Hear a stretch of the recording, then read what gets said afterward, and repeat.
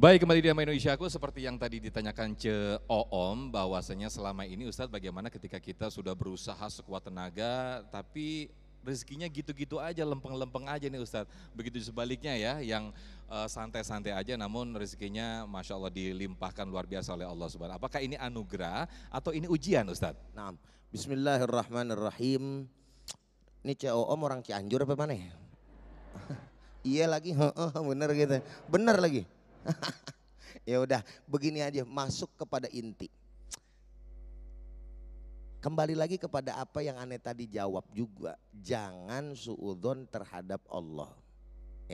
Semua yang Allah takdirin buat kita itu baik dan itu merupakan bentuk kasih sayang dari Allah untuk kita. Cuman caranya kasih sayangnya Allah Subhanahu wa taala kan beda. Betul nggak? Lah jangan kata Allah Subhanahu wa taala, kita deh anak-anak kan beda-beda orang tua memberikan bentuk kasih sayangnya kepada anak. Ada yang salah, ada yang benar. Kalau Allah udah pasti benar. Nah maksudnya bagaimana itu Ustadz lebih spesifiknya? Kalau kita berdoa kepada Allah Subhanahu wa taala udah diiringin ame usaha ya, maka ada beberapa kemungkinan. Satu, doa itu juga pasti harus kita yakini nih, doa tuh pasti diijabah sama Allah. Loh kok begitu Ustadz? Ya Allah yang janji sama kita kok. Ud'uni astajib lakum. Allah Subhanahu wa taala ingkar janji apa enggak? Lah kalau ujai biar kata penampakannya begini masih bisa bohong apa kagak? Semangat banget lu kata gue bohong. Ya kan? Tapi kalau Allah Ta'ala nggak mungkin bohong, nggak mungkin ingkar janji, betul? Allah Ta'ala ngasih janji bukan pada saat pemilu doang. Jadi ucap deh tuh gitu kan. Nggak apa-apa ya. Oknum-oknum kayak begitu kan banyak, betul? Tapi kalau Allah beda. Loh terus bagaimana Ustadz? Ada waktunya. Cuman waktunya kita harus serahin lagi kepada Allah. Ada tuh doa yang kalau kita minta enggak lama Allah ijabah. Betul apa betul? Ada yang kita minta lama banget baru Allah Subhanahu wa taala ijabah. Ada lagi yang namanya doa disimpan sama Allah taala buat di akhirat, diijabah juga itu. Assalamualaikum. Paham apa kagak ini? Jadi nggak ada doa yang kagak diijabah sama Allah tuh nggak ada. Sampai Nabi mengatakan ad-du'a'u silahul mu'min. Doa itu adalah senjatanya orang beriman. Cuman yang jadi masalah adab doa dipakai ngapa? Kalau kita makan kayaknya maksa bet sama Allah. Oh, kata Betawi kan begitu, maksa bet gitu kan. Maksudnya banget gitu. Ya Allah, buruan ya Allah, saya udah gak sanggup saya ya Allah, ya gimana kayak ini ya Allah. Nah, maksa. Jangan maksa, tungguin Allah Subhanahu wa taala. Ya, itu udah pasti diijabah. Nah, saya mau kasih tahu lagi nih, kayak contoh begini aja, mudah-mudahan waktunya sempet nih ya. Jangan ngangkat mic dulu antum pokoknya. Kalau Benerin cincin Ustadz, benerin cincin. Kalau beliau udah ngangkat gitu udah grogi gitu kan. Udah disuruh berhenti cepetan gitu. Kayak contoh ada orang ngamen, saya sering kasih tuh. Suaranya jelek bener. Kagak enak didengar. Masih nyanyi aja depan kuping kita lagi makan. Kira-kira bagaimana kita? Gedeg apa kagak? Bukan cuman gedeg, gedeg. Pakai kol-kolah itu. Lah kita lah bocah ngapa ya? Bukannya berhenti kan gitu ya. Akhirnya apa yang terjadi? Ini sekaligus menjawab pertanyaan yang kedua nih. Ya, kita kasih apa enggak? Kita kasih duit buru-buru apa kagak? Assalamualaikum. Bengong aja nggak mulu bapak ini. Kita kasih apa enggak Pak? Kita ngasihnya sayang apa gedek? Biar buru-buru pergi. Pegel amat gue dengerin. Tapi kalau ada pengamen suaranya cakep merdu banget dah. Udah gitu pakai lagu India yang ibu-ibu pada doyan. Tuje dekatoye jana sanam. Cialah. Lagu kedoyanan gua ini kan gitu. Kita lamain apa kagak ngasih duitnya? Kalau perlu 2 lagu rapi baru gua kasih loh kan begitu. Benar apa benar? Itu maksud jawaban yang kedua, orang yang dikasih ibadah kagak bukan Allah cinta. Gedeg. Allah gedek, makanya jadi itu istilah dalam agamanya istidraj. Assalamualaikum.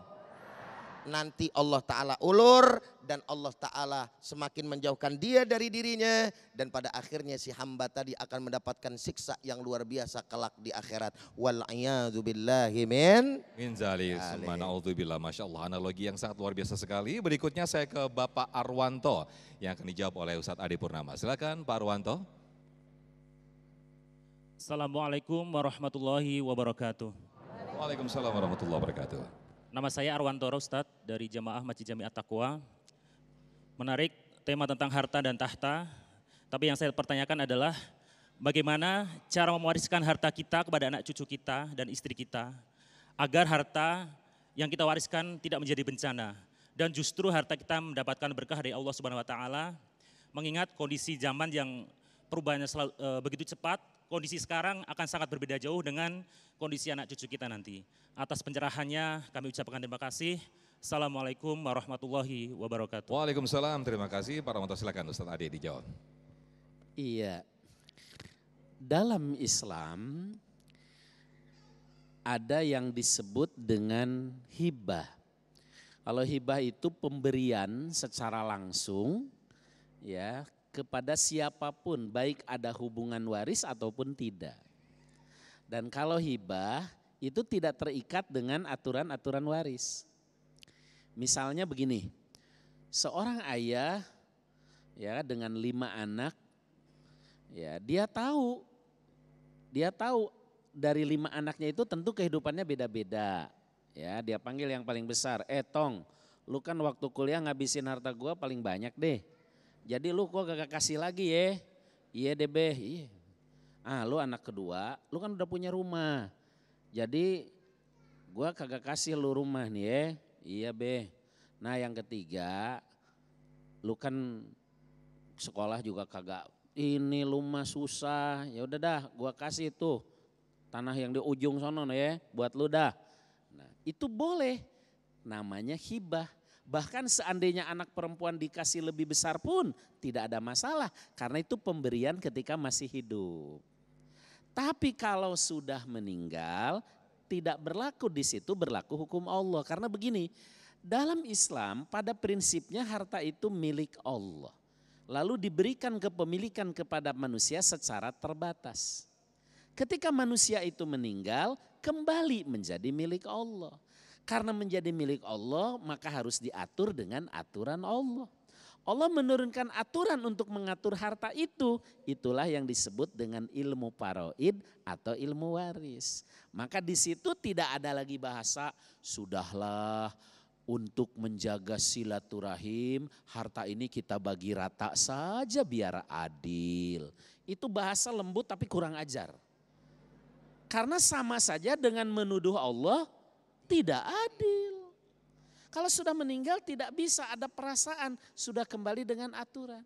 Kalau mau tadi berdasarkan perasaan dan kasih sayang, berikan ketika masih hidup, namanya hibah. Pak Ustadz kan ada wasiat, kalau wasiat tidak boleh ke ahli waris. Wasiat itu kepada yang lain, misalnya orang tua kita ini sebelum kita lahir dia punya anak angkat atau anak asuh. Kan secara hukum waris gak kebagian. Maka si bapak ini ngomong, Tong denger deh lu pada ya. Seandainya Allah mentakdirkan gua umur kagak panjang nih. Tolong abang lu nih dikasih yang di sono noh. Nah, disebutkan. Cuma ada syaratnya. Tidak boleh lebih dari 1/3 dan tidak boleh kepada ahli waris. Jadi bagaimana supaya harta untuk anak-anak itu barokah, manfaat, tidak menimbulkan bencana? Jelas harus sesuai dengan aturan Allah. Kalau mau sesuai keinginan kita orang tua yang punya, bagikan ketika masih hidup, namanya hibah.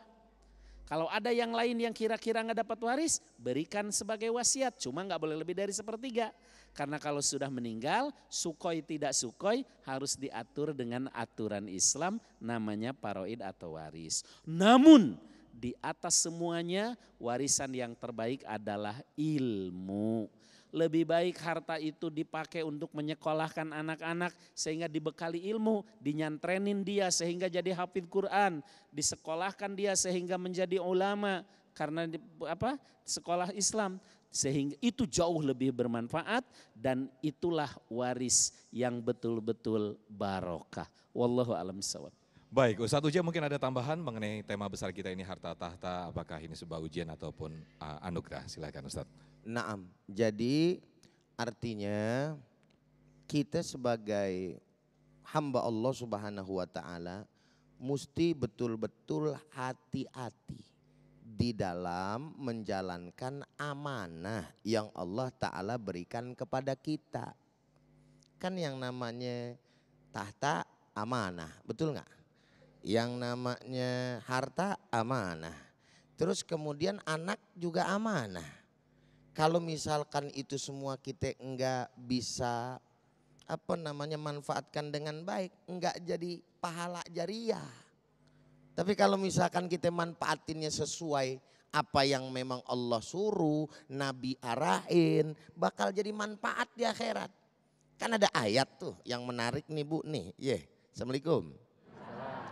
Al-yauma, ya kan, la yanfa'u malun wala banun illa man atallah biqalbin salim, sadaqallahul azim. Entar tuh hari kiamat enggak bermanfaat lagi malun wala banun, harta ataupun anak gitu kan, kecuali hati yang selamat. Di satu sisi lain yang namanya harta sama yang namanya anak punya manfaat apa enggak?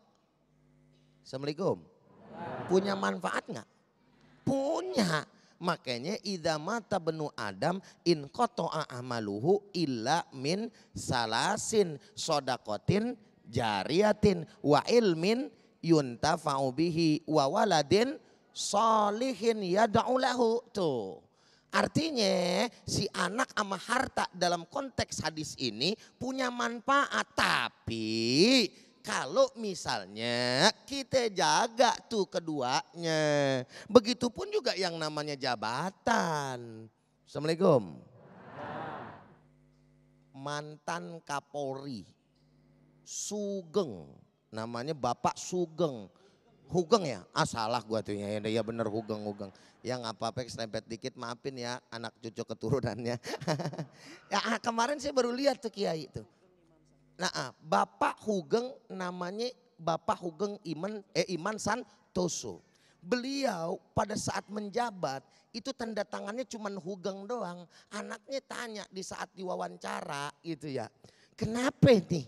Kok Bapak cuman Hugeng doang, kagak ada nama yang lain Pak? Karena saya malu sama nama saya. Tengah tuh Iman. Sedangkan saya belum punya iman. Nanti kalau saya udah menjalani jabatan ini sesuai dengan iman, maka baru pantas saya pakai nama iman tersebut. Subhanallah. Dan ternyata tercatat dalam sejarah di Indonesia, beliau adalah Kapolri, mantan Kapolri yang memang betul-betul menjalankan jabatannya dengan jujur, dengan baik, sehingga dikenang oleh banyak orang.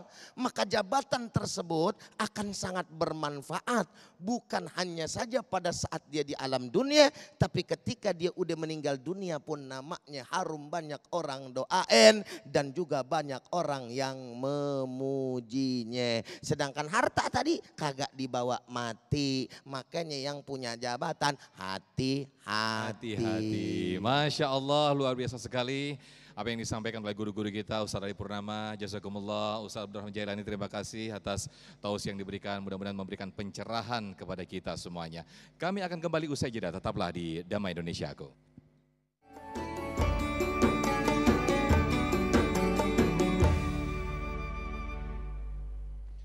Baik pemirsa, tidak terasa kita sudah di penghujung acara Damai Indonesiaku. Semoga apa yang disampaikan oleh guru-guru kita, oleh ustadz-ustadz kita, memberikan kita kemaslahatan buat kita bersama dan menjadikan kita untuk lebih baik lagi dan dekat lagi kepada Allah Subhanahu wa Ta'ala. Akhir kata, saya Muhammad Sofyan mewakili kru yang bertugas dan juga Sarung Wadimor tentu sarung kita. Pamit undur diri, terima kasih. Wassalamualaikum warahmatullahi wabarakatuh. Allahumma salli ala Sayyidina Muhammad wa ala ali Sayyidina Muhammad. Allahumma gfir lana dhunubana wa liwalidayna warhamhuma kama rabbayana sigara. Ya Allah, ampunkan dosa kami dan juga dosa kedua orang tua kami ya Allah. Begitu pula dengan orang-orang yang kami sayangi dan kami cintai serta umat Islam secara seluruhnya. Ya Allah ya Arhamar Rahimin, jadikanlah kami hamba-hambamu yang soleh, hamba-hambamu yang taat, hamba-hambamu yang mampu ya Allah mensyukuri atas nikmat yang telah Engkau berikan. Ya Allah, jadikan kami hamba-hambamu yang mampu menjalankan amanah yang Engkau berikan kepada kami, harta yang Engkau titipkan kepada kami ya Allah, tahta yang Engkau berikan kepada kami, jabatan, kekuasaan dan lain sebagainya. Dan berikan kami kekuatan ya Allah di dalam menjalani amanah itu semua ya Rabbal Alamin. Jangan Engkau biarkan hamba celaka di dalam ketidakamaнаhan dan kelalaian hamba dalam nikmat yang telah Engkau berikan.